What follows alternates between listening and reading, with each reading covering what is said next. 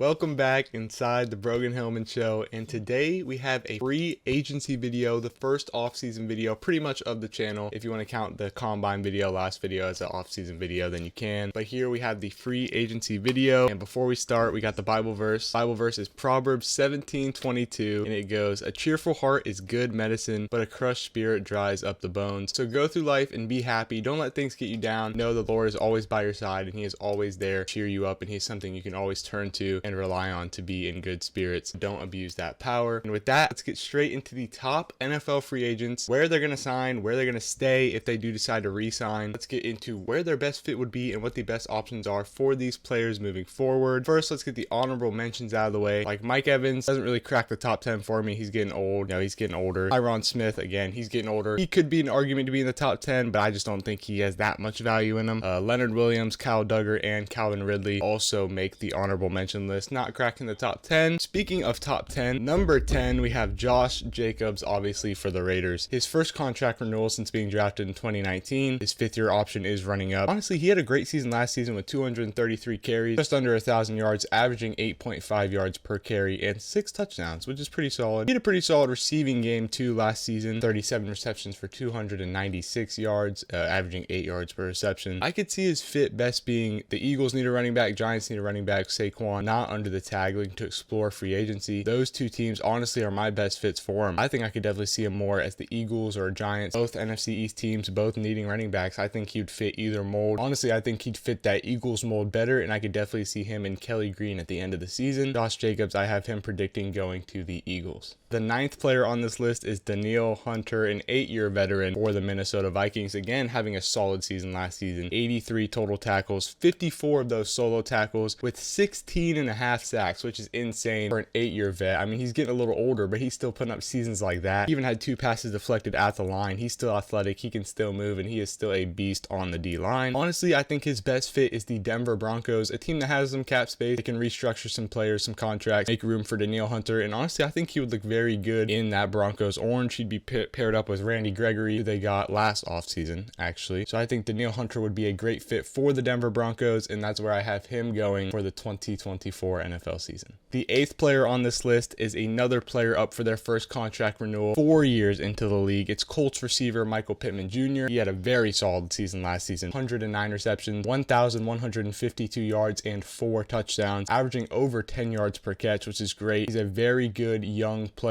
He's very physical. He makes these crazy catches, crazy plays like it's nothing. He does it routinely, and he is a receiver that you want on your team. I think he's going to re-sign. He wants to stay in Indianapolis. He has made statements saying that his home is Indianapolis. He wants to stay. He doesn't necessarily want to explore anywhere else, but he said when the time comes and he has to look into somewhere else, he wouldn't be against it. But I personally think he's going to re-sign and stay in Indianapolis. The 7th player we have is Jalen Johnson, corner for the Bears. He's up for his first contract renewal, again, 4 years in the league. Very, very solid last season. 36 total tackles, 31. So majority of those being solo tackles, with 1 forced fumble and 4 picks. Very solid season. 4 interceptions is very good numbers. I think personally he's going to stay in Chicago. He's going to stay. They need a good secondary, and he is their best player in that secondary, and he just has that element. He brings that factor to that secondary. I think they should obviously re-sign him, and they need to keep him in Chicago where he can keep balling out the way he balled out last season. The 6th player on this list is Antoine Winfield Jr., safety for the Bucks. I honestly don't think he's going to stay in Tampa Bay. He's up for his first contract renewal as well after being in the league for 4 years. I think his best fit is Chicago, pairing up with Jalen Johnson in that secondary. I just talked about how they need a good secondary. They need to keep that solid secondary, build it up. Antoine Winfield Jr. would be a great addition in that safety spot. Put up great numbers this season. 122 total tackles, 76 of those being solo, with 3 picks and 6 forced fumbles. Very physical safety, very hard-hitting safety, and he makes plays. He knows how to get his hat on the ball, and he knows how to get the ball back for his team. I think he'd be a great fit back in Chicago with Kyler Gordon and those guys in the secondary.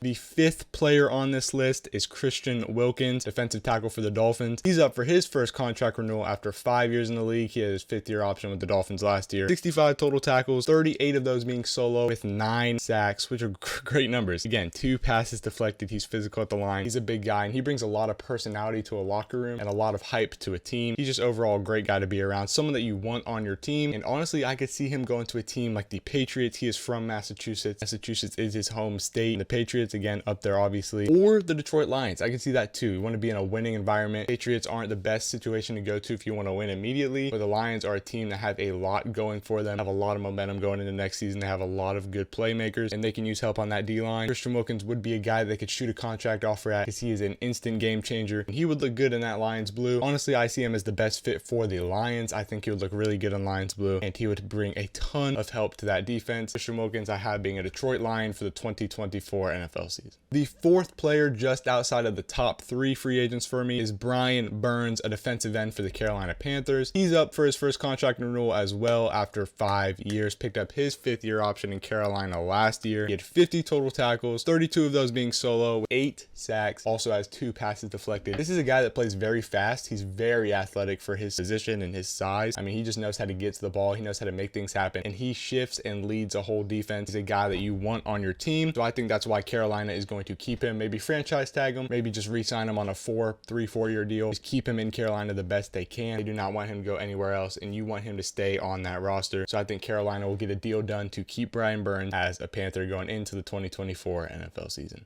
To start off the top 3, we have Josh Allen, an edge for the Jaguars. He's up for his first contract renewal after 5 years as well. Picked up his 5th year option in Jacksonville. 66 total tackles with 43 of those being solo with 17.5 sacks. He knows how to get in the backfield. He knows how to get that quarterback down. Even with a pass deflected, he knows he's athletic. He knows how to get up there. He knows how to make plays as well. Plays very similar to Brian Burns. Josh Allen is a guy that will get it done, an elite playmaker. You know what team is lacking elite playmakers at that defensive spot? It's the Commanders. I believe the Commanders will shoot out an offer for Josh Allen, and I think Josh Allen will be a Commander for the 2024 NFL season. He would look good in those jerseys, honestly. He looks like he was made to wear a Commanders jersey, so I could definitely see him in Washington for the 2024 NFL season. Speaking of Washington, our next player is a guy that has some history with Washington. It is Kirk Cousins. Even though he's not there now, obviously drafted by Washington, played up, all that. It's Kirk Cousins, 12-year veteran. Honestly, his best fits for me, obviously coming off the Achilles injury, covering all that right now. I think his best option is to stay in Minnesota or go to Atlanta, a team that is a quarterback away from having a dang good offense. New offensive coordinator, new head coach coming in at Atlanta. They just need a good leader at the quarterback position. They're awfully young there with inexperience, lacking experience at the quarterback position. He put up 2,331 yards before his injury with a good touchdown interception ratio, 18-5. That's very good. 103.5 rating, which is just an amazing rating, especially for a quarterback at his age of 35. I think that a team like the Falcons would be smart. Get Kirk Cousins, play with him for like 2 or 3, maybe even 4 years. Kind of like a Phillip Rivers when Phillip went to the Colts. I think that'd be smart for Atlanta to bring in a guy like Kirk Cousins, a guy with experience and a guy that knows what he's doing. I could see Kirk Cousins at an Atlanta Falcon for the 2024 NFL season.